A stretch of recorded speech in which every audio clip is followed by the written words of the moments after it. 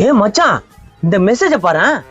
சுய தொழில் செய்ய நாங்கள் பணம் தருகிறோம், திரும்ப செலுத்த வேண்டியதில்லை, எங்கள் சங்கத்தில் உறுப்பினராக சேரவும் உறுப்பினர் கட்டணம் ₹1 மட்டுமே. இதெல்லாம் நம்புற மாதிரிக்குதே. ஏய் போடா, எவ்வளவு சொம்ம மெசேஜ் அனுப்பியிருக்கிறான். ஏய் இப்படியே பேசிந்தாண்டா இருக்கணும். அதெல்லாம் எல்லாமே அப்படி மெசேஜ் போட்டுக்கிறாங்க. நேர்ல போய் என்ன அது விசாரிச்சாதான்டா தெரியும். திரும்ப படியத.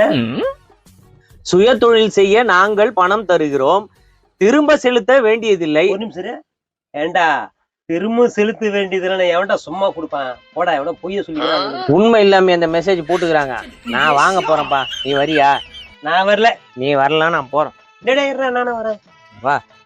பணத்தை கொடுத்தா திருப்பி தர வேண்டியது இல்லையா? அப்ப நம்ம பணத்தை வாங்கி பெரிய பிசினஸ் என்ன பண்ண வேண்டியதுதான். எல்லாருக்கும் வணக்கம்.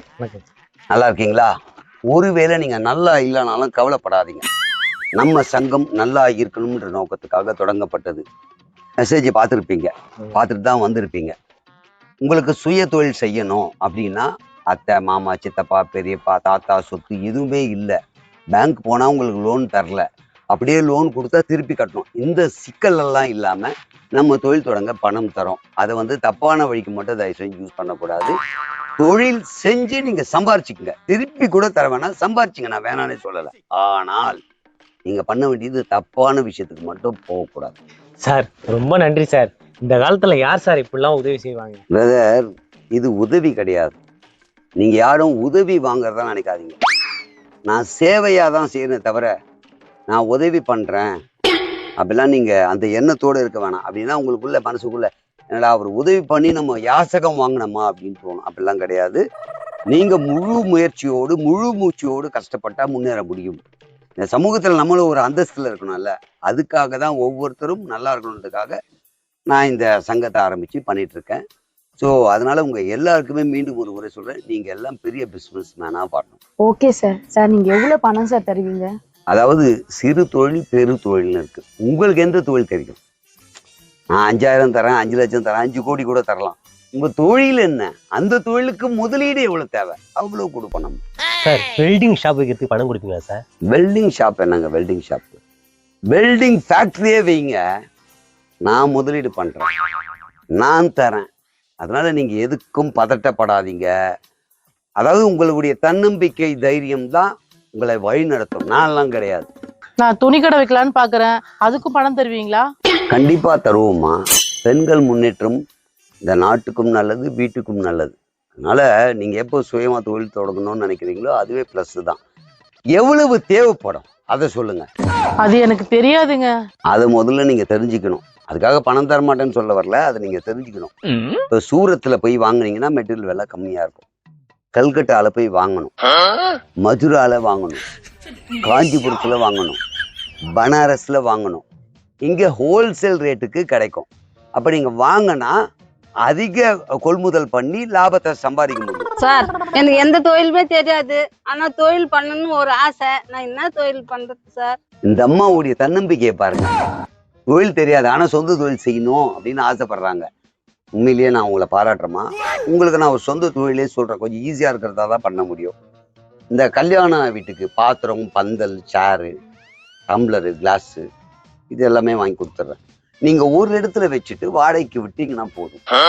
பெரிய கஷ்டம்லாம் உங்களுக்கு இல்லை. ஸோ ஒரு தடவை இன்வெஸ்ட் பண்ணிட்டீங்கன்னா வாடகைக்கு விடும் போதெல்லாம் உங்களுக்கு பணம் வரும். அதை கரெக்டா மெயின்டைன் பண்ணா போதும், அவ்வளவுதான். சிஸ்டர், இவர் எவ்வளவு தங்கமானவரா இருக்காருல்ல. தொழில் தெரியாதவங்களுக்கு தொழில் சொல்லியும் தராரு, தொழில் தொடங்கத்துக்கு பணமும் கொடுக்குறாரு. ஆமா பிரதர், நீங்க தொழில் செய்யறதுக்கு பணம் கொடுக்குறீங்க, ரொம்ப நன்றிங்க ஐயா. ஒரு விஷயத்த புரிஞ்சுங்கம்மா, நான் தரல, நமக்காக மத்தவங்க தராங்க. அப்படிங்களாயா? அப்ப அந்த மத்தவங்கன்னா யாருயா? சொல்றேன் தம்பி, நீங்க உங்களை சார்ந்தவங்க, அவங்க அவங்கள சார்ந்தவங்க, இவங்க இவங்கள சார்ந்தவங்க, இப்படி அவங்கள சார்ந்தவங்க தான் நம்ம கொடுத்து இந்த பணத்தை கொடுக்குறாங்க. என்ன சார்ந்தவங்களா? யார் அவங்க? சொல்றேன் தம்பி, அதுக்கு முன்னாடி நீங்க என்ன பிசினஸ் பண்ண போறீங்க? ஐயா, நான் ஆட்டோ மெக்கானிக் செட்டு தான் வைக்கலான்னு வந்தேன். ஆனா இப்ப நீங்க சொல்றத பார்த்தா கேரேஜ் வச்சிடலான்னு இருக்கேன்யா. Good, confident. இதுதான் உங்களுடைய வளர்ச்சிக்கான முதல் படி. 2 வீலர்ல இருந்து நீங்க கார் லெவலுக்கு உடனே மாறுறீங்க தெரியுமா? அதுதான் பிளஸ். நீங்க என்னமா பண்ண போறீங்க? சார் நான் பியூட்டி பார்லர் கோர்ஸ் முடிச்சிருக்கேன் சார், அதனால பியூட்டி பார்லர் வைக்கலான்னு இருக்கேன் சார். லேடிஸ்க்கான ஜிம்மும் சேர்த்து வைங்க. பியூட்டி பார்லர் வேலை இருக்கும், மற்ற டைம் ஜிம்மில் பார்க்கலாம். இல்லை ஜிம்முக்கு வந்து ஒர்க் அவுட் பண்ணுறது வாடகைக்கு சொல்லுவாங்க இல்லையா, மந்த்லி இவ்வளோ கொடுத்துருந்தா அது பாட்டு ஒரு பக்கம் இன்கம் வந்துக்கிட்டே இருக்கும். இது நீங்கள் ஒர்க் பண்ணிட்டு இருக்கலாம். ஸோ அப்படி ரெண்டும் சேர்த்து பண்ணுங்க. அநியாயத்துக்கு நல்ல மனுஷனா இருக்காருல்ல. இப்போ ஒரு முக்கியமான விஷயம் உங்களோட நான் ஷேர் பண்ணிக்கணும்னு நினைக்கிறேன். இப்போ மினிமம் ஒரு 1 லட்ச ரூபா பிஸ்னஸ் பண்ணுறவங்க, அதுக்கு மேலே 5 லட்ச ரூபா பிஸ்னஸ் பண்ணுறவங்க, 10 லட்ச ரூபா பண்ணுறவங்க, இந்த 3 பிரிவாக நம்ம வச்சுருக்கோம். இந்த 3 பிரிவில் நீங்கள் எந்த பிரிவில் இருக்கீங்கன்றதை உங்களுக்கு நீங்களே உணர்ந்து பாருங்கள். 1 லட்சம் போதும், 5 போதும், 10 போதும் அப்படின்றத முதல்ல டிசைட் பண்ணிட்டு எனக்கு ஒவ்வொருத்தரா சொல்லுங்க எவ்வளவு தேவைன்னு. ஆட்டோ கேரேஜ் சார் 10 லட்சம் சார். சார் 1 லட்சம் சார்.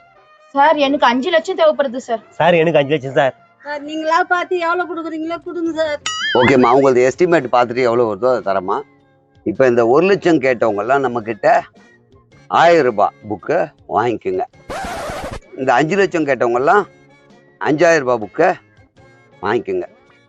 10 லட்சம் கேட்டவங்கெல்லாம் 10000 ரூபாய் புக்கை வாங்கிக்கோங்க. 10 லட்சத்துக்கு 10000 புக் வாங்கணுமா? என்ன சார் சொல்றீங்க? எனக்கு ஒன்றும் புரியல. நம்ம சங்கத்தில் டொனேஷன் புக் இருக்கு. 500, 1000, 5000, 10000. இப்போ நீங்கள் 10 லட்சம் கேட்டீங்க. இந்த 10000 ரூபாய் டொனேஷன் புக்கை வாங்கிட்டு போயிட்டு யார் யார்கிட்ட உங்களாலலாம் வாங்க முடியுமோ வாங்கி சங்கத்துக்கு கட்டிடணும். நீங்கள் கட்டினப்புறம் உங்களுக்கு கேட்ட பணம் நாங்கள் கொடுப்போம். இப்போ எல்லாரும் ஒருங்கிணைஞ்சு யார் யார் தெரியுதோ, ரோட்ல போறவங்க, வரவங்க, கம்பெனி நடத்துறவங்க, யாரை வேணாலும் நீங்க பார்க்கலாம். அந்த புக்கில் என்னன்னு போட்டிருப்பீங்க? வழுக்கி விழுந்த வரை வாழ வைக்கும் நிதி அப்படின்னு டைட்டில் மேல போட்டு. யாரு வழுக்கி விழுந்ததுன்னு கேட்டா யாரை காட்டுறது? நம்ம எல்லாரும் போட்டோவும் காமிச்சு நாங்க தான் வழுக்கி விழுந்தவங்க அப்படின்னு காட்டுங்க. அதுல ஒரு ஆள்லாம் காட்ட மாட்டோம், எல்லார் போட்டோ வரும். அந்த புக்குல போட்டோ வருதுன்னா பெருமையா? பெருமை இல்லம்மா, வறுமை. சங்கத்தினால எங்களுக்கு என்ன யூஸ் சொல்லுங்க? நீங்களும் வாழ்றீங்க, மத்தவங்களையும் வாழ வைக்கிறீங்க. கொடுக்குற பணத்தையும் திருப்பி கட்ட தேவையில்ல. யாருக்கிட்ட வாங்கிட்டு வந்த பணத்தை யாருக்கிட்ட கட்ட தேவையில்ல. மக்கள் கிட்ட வாங்கின பணத்தை நான் உங்களுக்கு தரேன், அதை திருப்பி கட்ட தேவையில்ல. இது வரைக்கும் எவ்வளவு கலெக்ஷன் ஆயிருக்கு? குட் கொஸ்டின்மா. நம்ம வந்து சங்கத்தை இப்பதான் ஆரம்பிச்சிருக்கோம். மெசேஜே நேத்துல இருந்து தான் போட்டுருக்கோம். நீங்க தான் ஃபர்ஸ்ட் பேட்ச். இதுக்கப்புறம் ஒரு பேட்சா வருவாங்க. பிரிண்ட் பண்ண புக்கு மொத்தமும் இங்க தான் இருக்கு. ஸோ நீங்க தான் ஆரம்பிச்சு வைக்கிறீங்க. நீங்க என்ன வேலை பாக்குறீங்க? அதாவதுமா, தலைவர்ன்ற அந்த மிகப்பெரிய பொறுப்பை எடுத்துக்கிட்டு எல்லாருக்கும் சம அளவுல யாருக்கு எது தேவையோ எவ்வளவு தேவையோ பங்கு போட்டு கொடுக்குற அந்த மிகப்பெரிய வேலைய என் தலையில போட்டிருக்கீங்க. நான் செய்ய வேண்டியது. நாங்க எல்லாம் கலெக்ஷன் பண்ணி எடுத்துட்டு வந்து உங்ககிட்ட கொடுத்து திரும்ப உங்ககிட்டே வாங்குறதுக்கு நீ எதுக்கு தலைவரா உட்காந்துருக்க? இப்ப நான் புக்கு போட்டது என்னுடைய ஐடியாவா இருக்கலாம். அது உங்களுக்கு ஊக்கம் கொடுக்குறேன் பாரு. என்ன தொழில் பண்ண போறீங்க? இப்போ இந்த அம்மாவுக்கு என்ன சொன்னேன், தொழிலே தெரியாது நாங்க, பாத்திர கடை வைங்க என்ன. அந்த அம்மாவுக்கு துணி கடை வைக்கிறேன் நாங்க. எங்க துணி வாங்கணும்? இதெல்லாம் ஒரு தலைமை பண்பு. தலைமை தான் இதெல்லாம் நடத்தணும். இவ்வளவு விஷயம் தெரிஞ்சதான் நான் தலைமை பொறுப்பு எடுத்துக்கிட்டேன். அது எவ்வளவு பெரிய பாரம் தெரியுமா, எவ்வளவு பெரிய கஷ்டம் தெரியுமா? ஏன் 4 பேர் லைஃப்ல நல்லா வரணும், முன்னேறணும் அப்படின்ற ஒரு நோக்கம்.